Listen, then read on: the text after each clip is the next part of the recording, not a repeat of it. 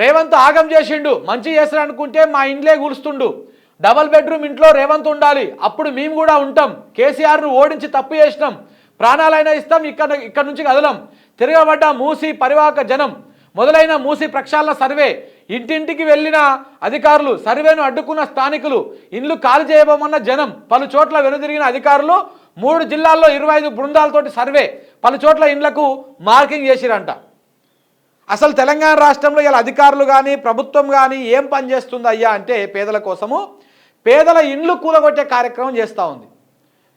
ఈడ చెరువుల నీళ్ళు ఉంది, ఆడ కాలువల నీళ్ళు ఉంది, ఈడ ఇది ఉంది, ఆడ అది ఉంది అని చెప్పేసి పేదోళ్ళ గూడు కూలగొట్టే కార్యక్రమంలో రాష్ట్ర ప్రభుత్వం అధికారులు వీళ్ళందరూ బిజీగా ఉన్నారు.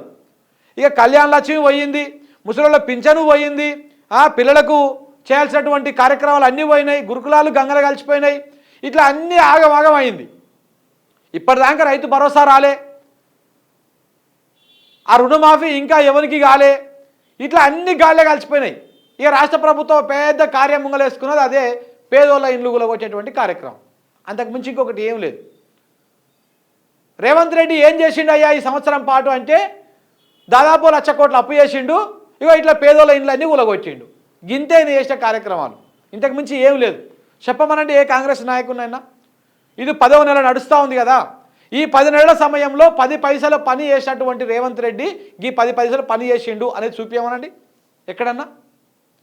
ఈ ప్రభుత్వం ఈ 10 పైసల పని చేసేదని చూపించమనండి. ఏడ ఉండదు, ఏడ రూపాయి మందం పని చేయలే.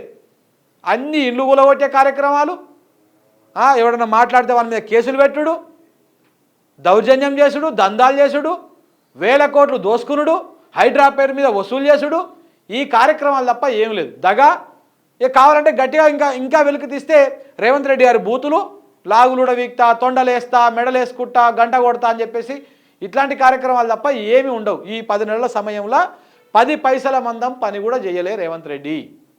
ఇది వాస్తవం.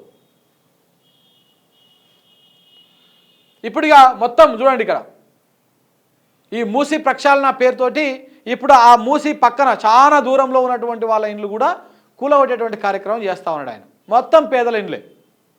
మన కొంతమంది మాట్లాడుతుంటారు కదా, అసలు ఆ మురికి భరిస్తూ అక్కడ స్మెల్ భరిస్తూ ఆడ ఉండేది ఎవరు? పేద ప్రజలు, మధ్యతరగతి ప్రజలే ఉంటారు. ఇక సరేపాటు ఏదో ఒకటి గూడు ఉంటుంది కదా అని చెప్పేసి తక్కువకు వచ్చినా అగ్గోసగ్గోకు వచ్చినా ఆడ తీసుకుంటారు. ఇప్పుడు వాళ్ళందరి పొట్ట కొట్టేందుకు రెడీ అయినమాట ఆయన.